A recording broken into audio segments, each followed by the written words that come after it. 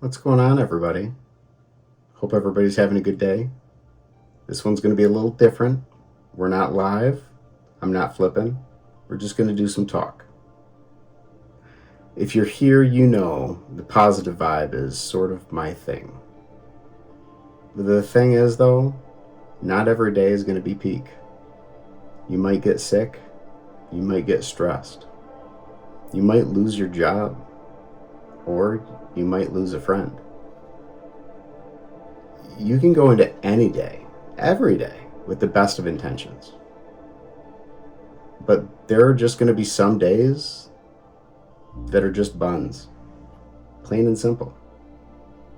Sometimes, no matter what you do, no matter what you try, the day is just going to end up being a giant helping of suck. What do we do? A lot of us are taught to be stoic. Keep a lid on it. A lot of us have been carrying our own feelings for a long time. And a lot of us don't know how to heal a pain that has long since gone numb. For me, the process started about 8 months ago. I was taking my dog, Barbie, to the vet. She was sick, and it was time for us to say goodbye. While I'm in my 40s and have experienced death a handful of times, those were lives fully lived, be it a dog or a person, long-lived lives. Barbie got sick, and we didn't get her the help that she needed fast enough. I wasn't ready. I mean, I've always thought people tended to overdo it with emotional connections to their pets, but all of my pets had lived their full lives. I didn't get it. This was grief, and I had never experienced anything remotely close to this level of pain in my entire life. I was inconsolable and depressed. I talked to my wife and I talked to my kids about it. I didn't shut out the world, but at the same time, I did. Because in my grief, I came to a stark realization. The loss of my dog was a catalyst of pain that led to a realization that led to further depression. You see, after losing Barbie, I felt lonely. I had my wife, I had my kids, I had my grandkids. So I was surrounded by love and support. But sometimes you need a friend apart from your family. Your family has to love you, or at least should.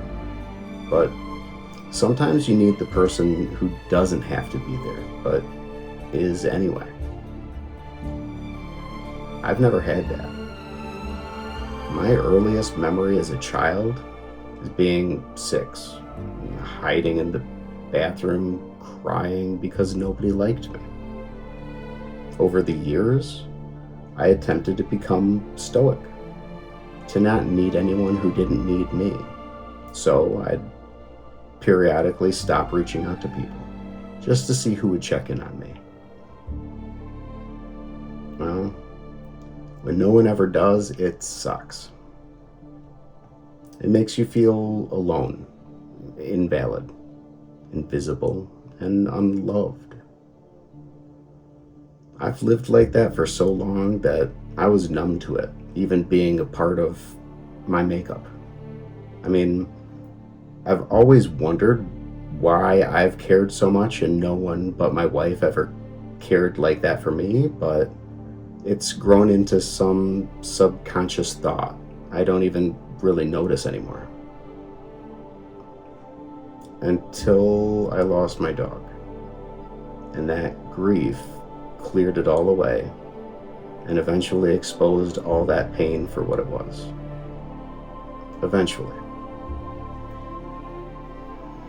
As this was happening, I became interested in trying to learn how to flip a balisong as a way to help with dealing with my ADHD, as well as just a neat sort of flow art that I could do at home while listening to music as a way to relax and get out of my own head. So I decided to start recording some of my practice so that I'd later be able to watch it and learn and track my progress. While I'm dealing with the loss of my dog, the hurt of having no friends, and trying to pick up a new hobby, a lot of stuff was happening in the world. Everywhere I looked, all I saw was people being against people, us versus them about everything. I was already broken, but this broke my heart. So I decided if I was going to be recording my progress anyways, I was going to use those videos as a way to put some positive vibes out there in a world that was desperately in need of such vibes. The response that I got back from those in the balisong community who found my content was nothing short of amazing. People liked my videos and liked my shorts. They commented notes of inspiration. They, either thanked me for what I was doing or celebrated my continued growth in my ability to flip a balisong. And the more I interacted with the community, the more the people wanted to interact with me. Eventually, to get as much as I could out of the engagement, I decided to start live streaming. It was amazing and terrifying at the same time. The interactions were great, but I was also having 2 to 3 panic attacks during each stream. Until there was one stream where I realized almost immediately I was completely in my zone. I was cool, calm, collected. And it dawned on me that I wasn't streaming to an audience. I was talking balisong talk to a group of friends who were setting hours out of their Friday night, and then again the next day, hours out of their Saturday afternoon just to hang out with me. And on neither of those days, or any day since, have I had a single issue on stream. The hilarious part is periodically somebody in the community will tell me that they appreciate what I'm doing, or will tell me that the community has needed something like what I'm trying to create. But you know what's bonkers? I didn't do anything besides start making videos that said, come here if you want to be positive in the balisong community.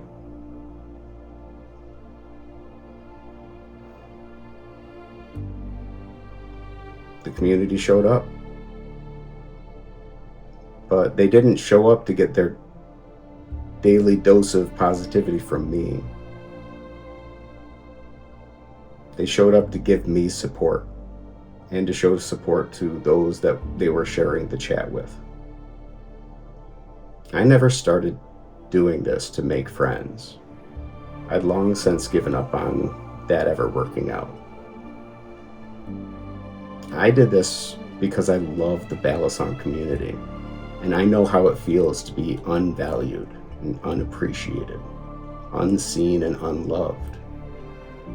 The world needs fixing, and my part in that isn't by way of drafting new laws or policies. What I can do, though, is ensure that everyone in the balisong community who needs to feel seen when they show up, feel valued when they try, feel appreciated when they help, and feel loved even when they screw up. I do this so everyone knows that they have a safe place to go, free of judgment, free of hate, free of drama, where they can relax and be able to be happy in an environment that promotes all the great things about the hobby and those people who are in it. The loss of Barbie uncovered an injury I had been hurting from for over 35 years. But in the last 2 weeks, streaming with the Balisong community has begun the healing process. So, moral of the story, get a Balisong. Hang out with some awesome people. And take care of everybody around you. That's it for this one. Thanks for stopping by. Thanks for saying hi. See you in the next one. Love you.